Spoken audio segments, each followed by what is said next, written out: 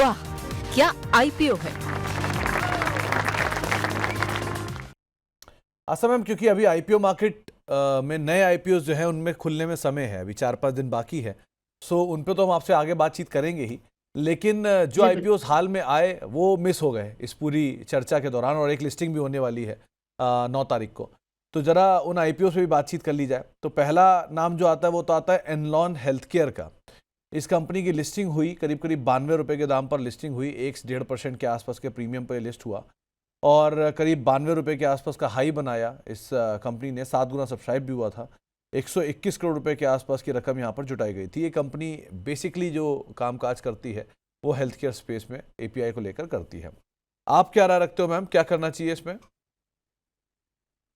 जी बिल्कुल, एनलॉन हेल्थ की यहाँ पे बात करें तो ये अभी काउंटर 91 के आसपास चल रहा है। हम्म। इसमें क्या मतलब क्वेरी क्या थी सुमित जी, मैं क्वेरी मिस कर गई। मैम, इस 91 लिस्टिंग के के आसपास बाद ये काउंटर चल रहा जिनको है। भी अलॉट हुआ है, वो क्या बने रहें, निकल जाएं? कोई नई खरीदारी करने की इच्छा रख रहा है तो वो क्या करे?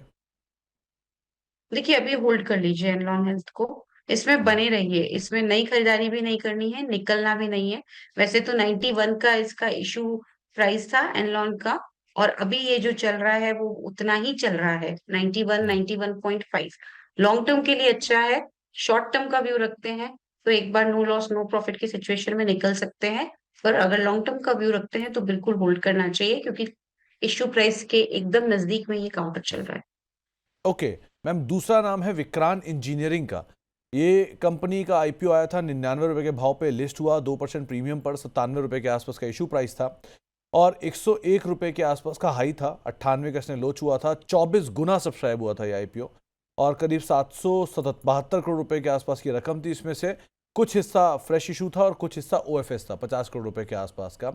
इंटरेस्टिंग पार्ट, यही कंपनी यूपी में, एमपी में प्लस बिहार में इस कंपनी के ईपीसी प्रोजेक्ट चलते हैं। इंफ्रा स्पेस में कंपनी कामकाज करती है और नए एक्सपेंशन के लिए कंपनी इस रकम का इस्तेमाल कर रही थी।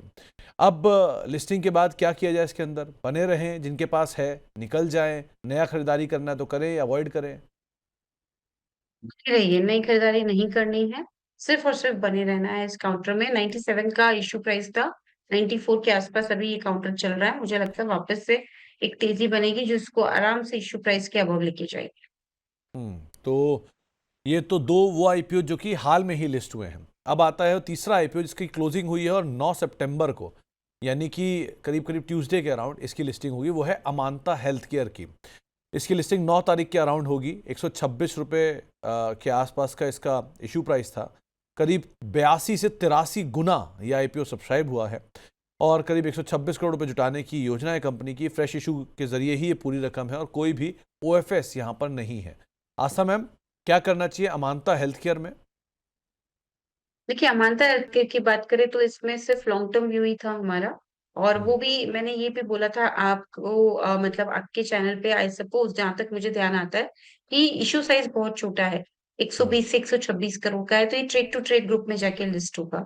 तो वहां पे जो उठापटक लिस्टिंग डे के दिन होती है उसकी कोई यहाँ पे गारंटी नहीं ले सकता, उस उठापटक में तेज भी हो सकता है ये, लेकिन मेरे हिसाब से महंगा लग रहा था मुझे इशू, इसलिए सिर्फ लंबे समय का नजरिया हो तो लगाने की राय दी थी, नहीं तो मैंने फिर इसको रहने देने का ही बोला था। तो वही वाली बात है, सिर्फ लॉन्ग टर्म के व्यू के लिए लगाने की सलाह थी, इसलिए अब अगर लिस्ट भी होता है तो इसमें तुरंत एंटर मत करिएगा, बहुत महंगा दे रहे हैं, नीचे में चांसेस मिलेंगे एंट्री करने के। हम्म।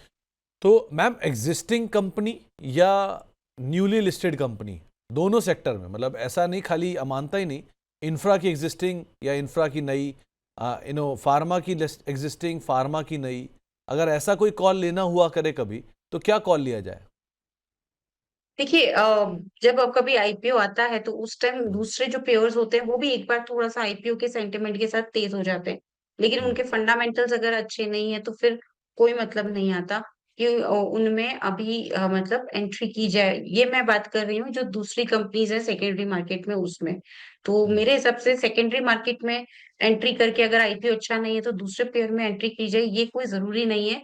बहुत सारे फैक्टर्स होते हैं जो कि काम करते हैं किसी भी स्टॉक को तेज करने में, सिर्फ हम्म। उसके इंडस्ट्री का कोई कंपनी वाला आईपीओ लेके आ रहा है उस चक्कर में वो तेज होगा, ऐसा कभी होता नहीं है।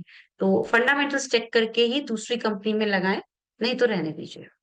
ओके, तो ये सब वो आईपीओ जो कि हुए हैं, और मैम वो जो अभी अगले हफ्ते आईपीओ खुल रहे हैं उनकी पढ़ाई लिखाई कहाँ तक पहुंची मैम? कोई कवरेज शुरू किया आपने? हाँ जी, वो कवरेज एक्चुअली वेडनेसडे से वो खुल जाएँगे 10 तारीख से, तो हाँ जी। थोड़ा-थोड़ा स्टार्ट हुआ है। बट द मेरे हिसाब से एक बार सुमित जी वापस आपके चैनल पे आके चर्चा कर लेंगे उन आईपीओस की, क्योंकि अभी तक पूरी हमारा काम चल रहा है रिसर्च रिपोर्ट पे उनकी तीनों चलिए की। मैम, उसके ऊपर हम आगे बात करेंगे आपसे, लेकिन फिलहाल के लिए वाकई आईपीओ को ही समेटते हैं और रुख करते हैं अगले सेगमेंट की तरफ। वाह, क्या आईपीओ है।